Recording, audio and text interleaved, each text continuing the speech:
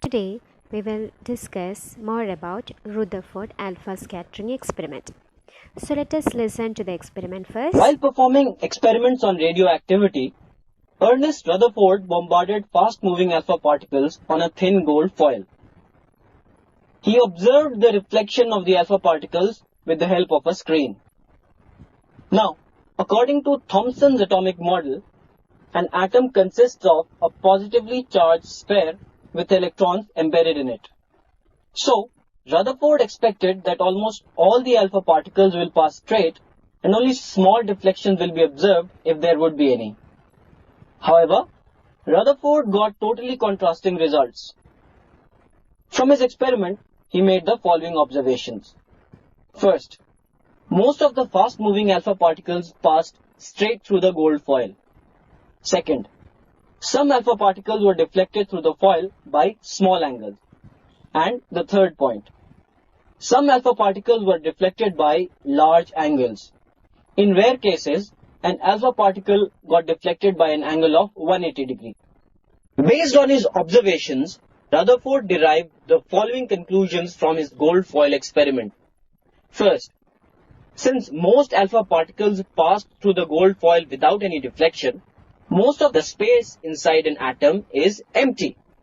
Second, very few particles suffered a deflection from their path. Now this means that positive charge occupies very little space inside an atom. Third and final point, as a small fraction of particles got deflected completely by 180 degree, all positive charge and mass of gold atoms are present within a very small volume inside the atom. So based on his observations, he proposed atom model, which is called nuclear atom model in 1911. So he had a lead block with a radioactive substance from which alpha particle, or which is helium nucleus, was incident on the very thin gold foil, and from which the deflections were detected using a screen.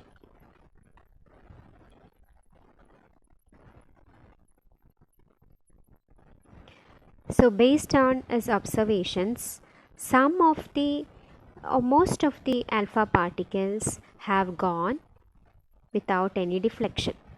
Some of them has undergone a slight deflection, while very few of them has undergone a rebound, bouncing off from the film. So this is what, that is, most of them passed through, some of them deflected, and very few of them got bounced back. So based on this observation, that is, most particles are passing through the gold foil, he proposed that atoms must be mostly empty. That is why the particles are passing through without any deflection. So it is against the model put forward by J.J. Thomson, isn't it? So he proposed that atoms were not a pudding filled with positively charged material as J.J. Thomson has thought of. Now the next observation was that some of the positive alpha particle has deflected or bounced back, and he reasoned that the atom had a very small, dense, positively charged center which will repel the incident positively charged alpha particles, and this center is very much tiny, and hence only very few of them are actually deflected or getting bounced back.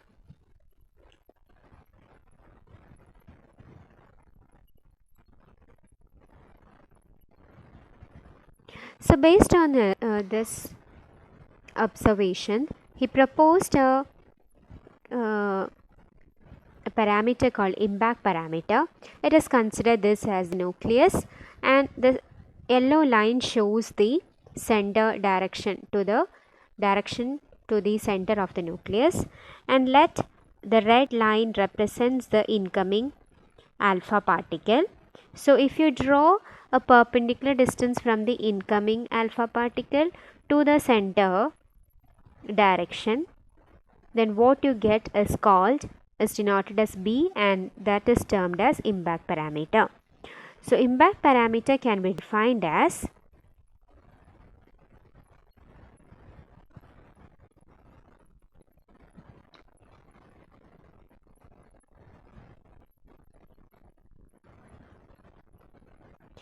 a perpendicular distance of the velocity vector or the incoming alpha particle from the center of the nucleus. That means a direction which shows the center of the nucleus when it is very far away. We are not considering the distance over here, but when the alpha particle is very far away from the nucleus, then such a perpendicular distance is termed as impact parameter. Now, based on the amount of impact parameter, you can see that it may pass undeviated, or it may deflect, or it may bounce back. That is, if you consider a very large parameter like this, that is alpha particle is moving very much far away from the nucleus. So in that case, the perpendicular distance is very much larger. Then what will happen? It doesn't undergo any repulsion from the nucleus, and hence it will travel undeviated. Now if you consider very small parameter like this, which means the alpha particle is moving very closer towards a nucleus. So what will happen? As soon as it approaches the nucleus, it will feel the repulsion and it will get deflected by an amount theta. Okay, so it will suffer large scattering angle. The theta over here is less than the theta over here, isn't it? So it will suffer large scattering angle or deflection if it is closer to the if it is incident closer to the nucleus, which means the value of impact parameter is small. So smaller B, greater deflection. Now suppose the B is 0. What do you mean by B is as 0? It means head-on collision. It is hitting exactly at the center. So what will happen? It will rebound with an angle 180 degree, which means the incident direction and this is the outgoing direction. So it will be 180 degree. Okay, half a circle means 180 degree deflection will be felt. So now let us see what are the postulates of nuclear atom model proposed by Rutherford. So he proposed that atom consists of a positively charged nucleus, which is called nucleus, and hence the name nuclear atom model. And almost the entire mass is concentrated in the nucleus. All other portions are pretty empty.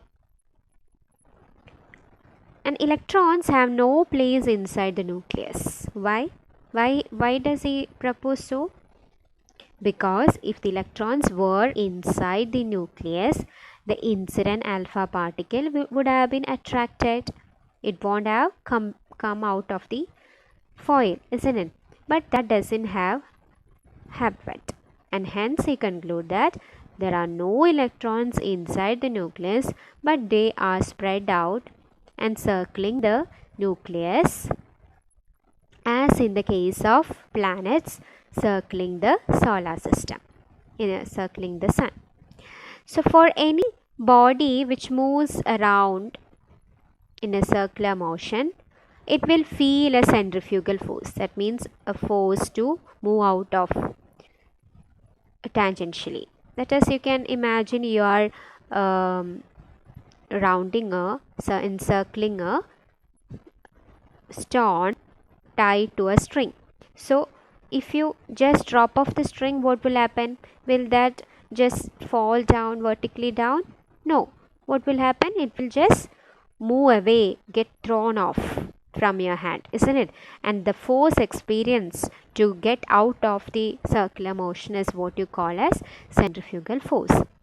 And this outward moving force for the electron is balanced by the attraction. What kind of attraction? Electrostatic, because it is between the charges, negative electron and positive nucleus. Electrostatic attraction will be there, which will balance the outward moving motion force experienced by the circling electron, which is called centrifugal force. So due to the balance, this system is supposed to be a stable one according to the Rutherford. And the dimension of nucleus is tiny, that we have mentioned, and most of the atom would have been empty space.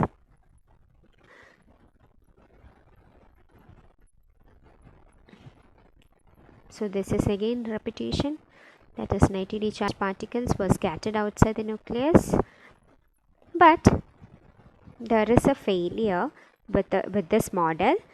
He cannot propose the stability of an atom. Why that so? So during that period, it was believed that as the any charge particle, in this case electron, moves, it will be radiating the energy. So if we consider an electron at the outermost portion of the atom, if it tries to move or circle the nucleus, it will radiate some energy, and hence what will happen? It has lesser energy now. So then it will come closer to the nucleus because the attractive power is more. So only the balancing will be happen like this. So the electron will be coming closer. Then again electron is moving around the nucleus. So what happens? It will again radiate energy out. So loses some energy and come closer to the nucleus. So finally this will continue and electron might fall into the nucleus. Okay, so if you consider the model proposed by Rutherford, the electron will eventually fall back into the nucleus. So if it falls back into the nucleus, the stability of the atom is lost. The atom cannot exist. But we know that atoms are there, atoms are present everywhere. It is because of which we are there, isn't it? Each portion of our body is made up of many number of atoms. So you know that there is nothing like invisible or non-existing kind of atom. Atom exists, but Rutherford model cannot say why the electrons do not fall into the nucleus and why they stay stable. Okay, so the failure of Rutherford model is that the stability of an atom cannot be explained. So the solution for this misconception was given by Niels Bohr, and hence the model is called the Bohr atom model, which was proposed in 1930. So we shall discuss this in our next class. Thank you.